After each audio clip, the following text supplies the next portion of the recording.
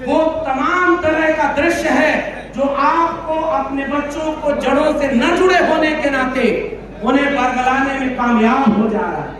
वो उन्हें पाखंडी बना रहे, वो अंधविश्वासी बना रहे, वो कर्मकांड में फंसा रहे कि आज हमारी पीढ़ियों को, नौजवानों को कांवड़ ढोने से लेकर मूर्ति पूजा और अंधविश्वास में फंसाकर ये दावा किया जा रहा है कि हम सब हिंदू हैं।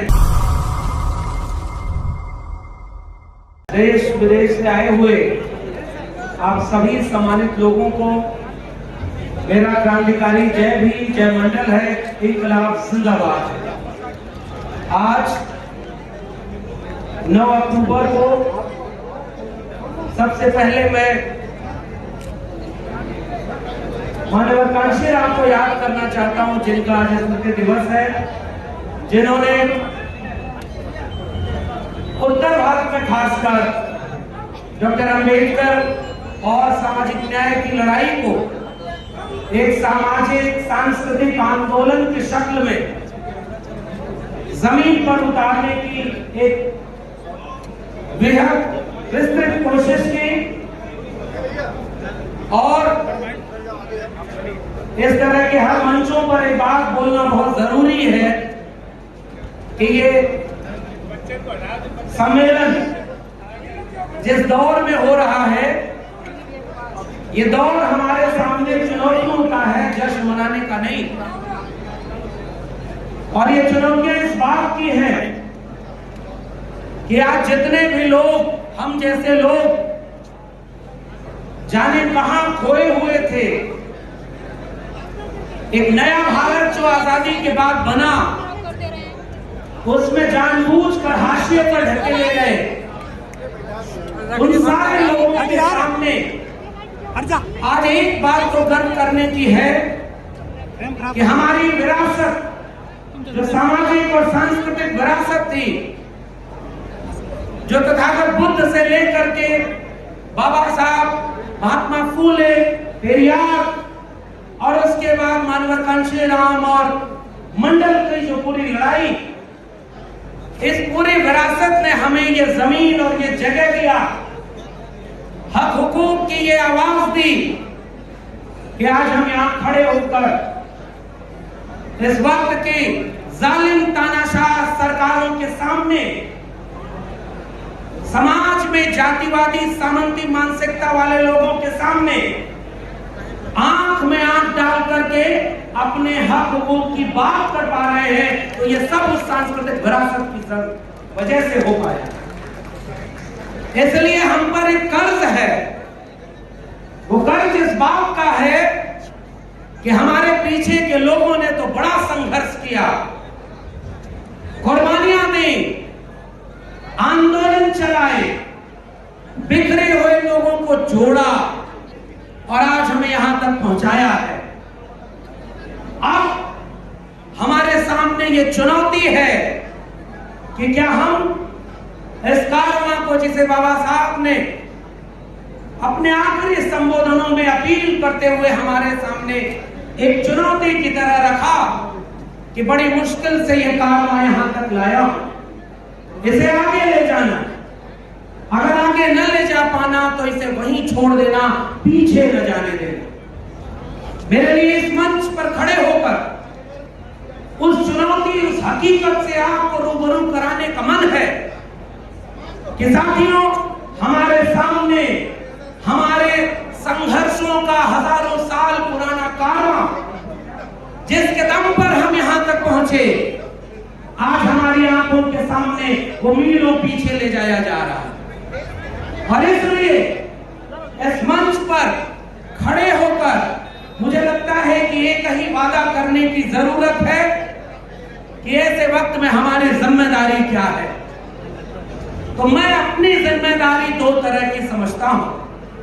पहली जिम्मेदारी अपनी जड़ों को पहचानने और लोगों को अपनी जड़ों से जोड़ने की होनी चाहिए। और यह बात हमारे पुरखों ने कह दिया है कि जब जिन समाजों की सामाजिक और सांस्कृतिक जड़ें गहरी नहीं होती, उनकी राजनीतिक जड़ें भी मजबूत नहीं हो पाती। उत्तर प्रदेश इस बात को आप जानते हो, जिस मान्यवर कांशीराम का आज स्मृति दिवस है, उत्तर प्रदेश में उन्होंने ऐसा सामाजिक, सांस्कृतिक और राजनीतिक आंदोलन चलाया कि आजाद भारत में पहली बार जो सबसे हाशिए पर ढकेल दिया गया था, उस पायदान से खड़े होकर एक ऐसे राजनीतिक नेतृत्व को हमारे सामने रखा जिसने पहली बार इस प्रदेश के सूबे के मुखिया के पद पर बैठकर इस भारत के लोकतंत्र को असल में चरितार्थ करने का काम किया था, वह सामाजिक और सांस्कृतिक आंदोलन।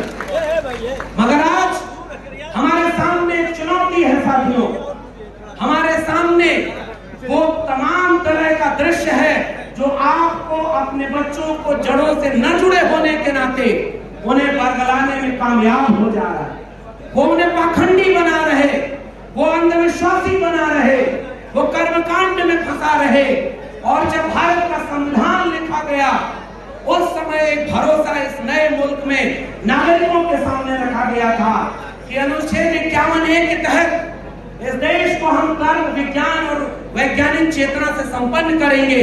और जिस तथागत बुद्ध को हम याद करते हैं, मेरे लिए बुद्ध एक विचार का नाम है जिनके मूल में प्रज्ञाशील करुणा के साथ तर्क, विवेक है।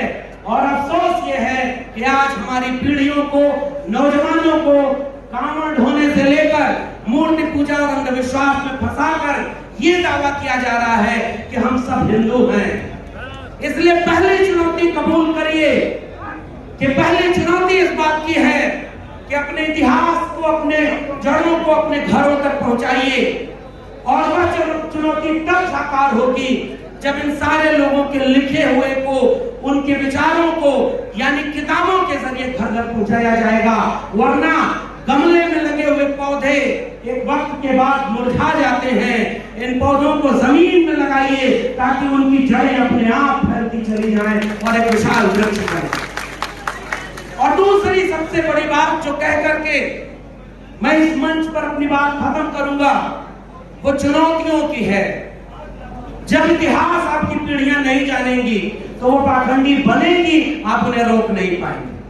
और अगर इतिहास जान जाएंगी, वैचारिक धारा पर खड़ी हो जाएंगी, तो वो एकाकी बात करेंगी। और पहली बात यह है कि तमाम तरह के जातिगत और जो छोटे छोटे समूह बन गए हैं, उनको एक करने की जरूरत है। और जब एक कर लेंगे तो आगे चुनौती मुझे एक ऐसे भारत की दिख रही है जिसे सांप्रदायिकता की आग में जलाया जा रहा है। रोज हिंदू, मुस्लिम, मंदिर, मस्जिद और तमाम तरह की लड़ाइयों में आपके असली सवालों को खत्म कर दिया गया है। इसलिए नौजवानों, आपके सामने एक चुनौती है, पहचानो आपकी चुनौती को, याद करो तथागत बुद्ध से लेकर कबीर, रैदास, पलटू दादू भेखा, बुल्ले शाह बाबा फरीद, नारायण गुरु बसवन्ना चौका मेला से होते हुए महात्मा ज्योतिराव गोविंदराव फूले, ईवी रामास्वामी पेरियार, शाहू जी महाराज, डॉक्टर अंबेडकर, डॉक्टर लोहिया, मान्यवर कांशीराम और मंडल की लड़ाई मंदिर मस्जिद की लड़ाई नहीं, कलम और किताब की लड़ाई थी, वो आज खतरे में है। इसलिए ऐसे सम्मेलनों में अगर आप जुड़ते हैं, और भंते साहब का तो मैं शुक्रिया अदा करूंगा कि उन्होंने एक ऐसा गुलदस्ता सजाया है इस मंच पर, जिसमें तमाम तरह के लोग जब एक मंच पर आकर के एक आह्वान करते हैं इस देश को कि उठो नौजवानों, आपकी शिक्षा बर्बाद कर दी गई, आपके स्कूल, कॉलेज, विश्वविद्यालय निजी हाथों में बेच दिए गए हैं, मगर अफसोस कि आप उसके लिए आंदोलन नहीं कर पा रहे। आइए एक मुट्ठी बांधें और अपने कलम और किताब की लड़ाई को आगे ले जाएं, इस देश को बिकने से बचाएं, इस देश को सांप्रदायिकता की आग से बचाएं। वरना अफसोस ये होगा कि आज से कई सालों बाद जब आने वाली पीढ़ियां हमसे एक सवाल करेगी कि तुम जब थे तो बाबा साहब का संविधान बचा हुआ था, तुम जब थे तो मंडल कमीशन की कुछ अनुशंसाएं सही लागू थी, तुम जब थे तो शिक्षा बची थी, रोजगार बचा था, थोड़ा ही सही स्वास्थ्य और जमीन बची थी, स्वाभिमान बचा था।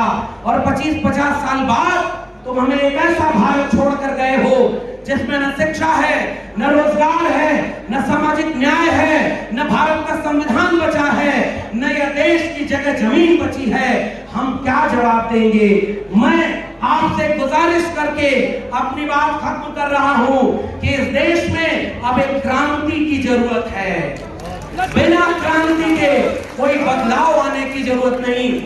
और आखिरी बात वो क्रांति विचारधारा से होगी। तथागत बुद्ध को याद करने वालों, अहिंसा और सत्य की बात, प्रज्ञाशील करुणा की बात आओ घर घर ले चले। शांति के साथ, अहिंसा के साथ, तर्क वैज्ञानिकता के साथ दो चीजों को जोड़ लो। इस देश में आदिवासी जंगलों में मारा जा रहा, मुसलमान सड़क चौराहे पर मारा जा रहा, दलित मटका छूने घोड़ी चढ़ने पर मारा जा रहा, ओबीसी अप्रत्यक्ष रूप से हर जगह मारा जा रहा। लेकिन हम कितने हैं? हमने जितने लोग उतने संगठन बना रखे हैं। आओ मिलकर एक उम्मीद बांधे। जो नारा डॉक्टर राम मनोहर लोहिया का था कि संसोपा ने बांधी गांठ, पिछड़ा पावे 100 में 60, उस नारे को महामना राम स्वरूप वर्मा जगदेव बाबू ने आगे बढ़ाया कि 100 में 90 शोषित हैं, शोषितों ने ललकारा है, धन धरती और राजपाट में 90 भाग हमारा है। उस आंदोलन को, उस लड़ाई को धन धरती राजपाट के, रोटी स्वाभिमान के, दवाई पढ़ाई कमाई सिंचाई के मुद्दे पर भारत के संविधान और मंडल कमीशन को बचाने के लिए घर घर चले, एक आंदोलन खड़ा करें, तब जाकर के इस तरह के सम्मेलनों की सार्थकता होगी। आपने मुझे सुना